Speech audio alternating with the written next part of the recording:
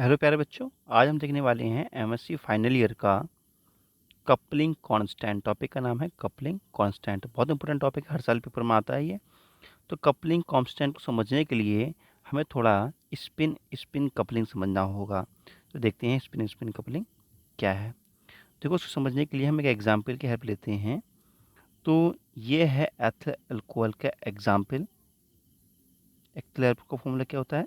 CH3CH2OH। तो इसको हमने एस लिख लिया है एथिल अल्कोहल को, ठीक है। C और 3H, उसके बाद C 2H, उसके बाद में OH, ठीक है। तो ये एथिल अल्कोहल का फॉर्मूला लिखा हुआ है। तो इसमें हम देखेंगे कि कितने टाइप के प्रोटॉन हैं। देखो, ए टाइप का प्रोटॉन ये है जो O से जुड़ा है, ए टाइप का, ठीक है। फिर C से जुड़े हैं, उसको बी टाइप के प्रोटॉन कहते हैं।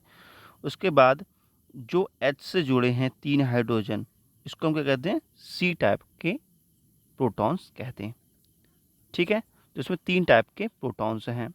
तो आपको मैं बता दूं, number of NMR signal equal to 3 signal. कहने का मतलब ये है, जितने प्रकार के प्रोटॉन्स होते हैं किसी कंपाउंड में, उतने ही प्रकार के एनएमआर सिग्नल होते हैं। जैसे कि इसको हम ग्राफ से ऐसे प्रदर्शित कर सकते हैं।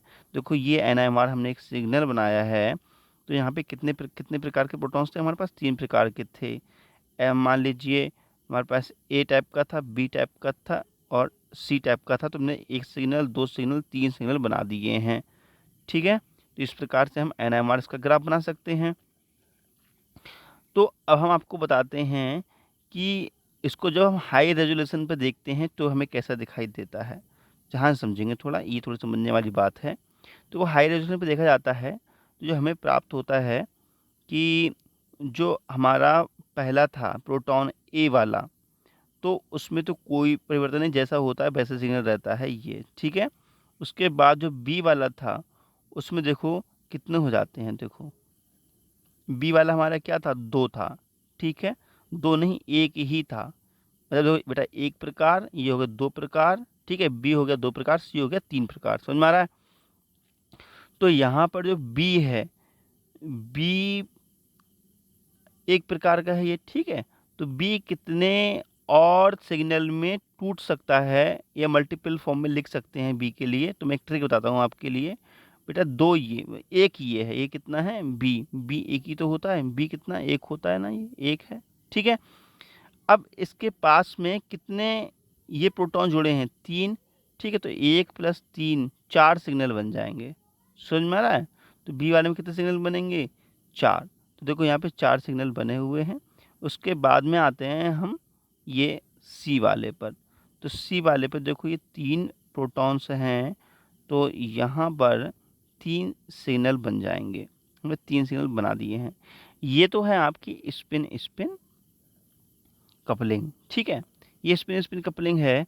मैं आपको खास बात बता दूं कि जो एक ऐसा है, ये ऐसा बना हुआ सिग्नल है, ये वाला, ठीक है। इसको हम बोलते हैं सिंगलेट सिग्नल। क्या है ये? सिंगलेट है। और मान लीजिए 2 स्टेप से बने हुए, इसको बोलते हैं डबलेट। और मान लीजिए यहाँ पे 1 2 3 3 पीक बने हुए हैं, तो इसको बोलते हैं हम ट्रिपल, ठीक है। तो अगर इसको हम एक साथ बोलना चाहें तो इसको हम कह सकते हैं मल्टीप्लेट। क्या कह सकते हैं? इनको मल्टीप्लेट कह सकते हैं, ठीक है। तो बात ये चल रही थी कपलिंग कांस्टेंट कौन सा है। तो मैं आपको बता दूं, पास पास के जो पीक्स होते हैं, देखो ये पास पास के जो पीक हैं, इनके बीच की जो गैपिंग है, ठीक है। देखो, मैं फिर समझा देता हूँ। देखो, मान लीजिए ये पीक बना के दिखा देता हूँ मैं आपके लिए। ऐसे ये पीक बने हुए हैं 2, ठीक है। ये 2 पीक बने हुए हैं, तो इनके बीच की जो गैपिंग है, ये इनके बीच की जो गैपिंग है, इसको हम बोलते हैं कपलिंग कांस्टेंट। और ये फिक्स होती है, इसको हम जी से प्रदर्शित करते हैं, ठीक है। इसको चित्र में देख लो जरा। देखो, यहाँ पर इसकी गैपिंग और ये गैपिंग सेम होगी सभी में। तो इसको बोलते हैं कपलिंग कांस्टेंट जे, ठीक है। यहाँ पे गैपिंग और यहाँ पे गैपिंग सेम होगी, तो इसको बोलेंगे कपलिंग कांस्टेंट जे, ठीक है। तो इसको हम जो कैसे देखते हैं, कैसे निकालते हैं। तो मान लीजिए यहाँ पे हम ऐसे एक पॉइंट बना करके लाइन खींच दें इसके, ऐसे करके, ठीक है। और यहाँ पे तो इसके बीच के हम देखेंगे डिस्टेंस, तो कांस्टेंट होगी। इसे हम कपलिंग कांस्टेंट कहते हैं, ठीक है। तो मैंने इसको इंग्लिश में लिख रखा है, फिर मैं बिल्कुल हिंदी में भी लिख रखा है। हिंदी में लिख कर बताऊंगा अभी आपके लिए। पहले मैं आपको इंग्लिश में बता देता हूँ, फिर देखो हिंदी में भी लिख रखा है मैंने नीचे इसी चीज़ को, ठीक है। देखो, this distance between the centre of the two adjective two adjacent peak in a multiplets is usually constant and is called the coupling constant J.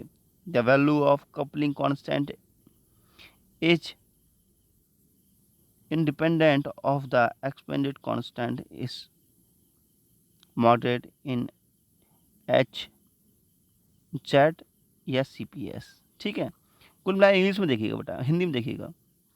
किसी मल्टीप्लेट पीक के बीच की डिस्टेंस को हम कपलिंग कांस्टेंट कहते हैं।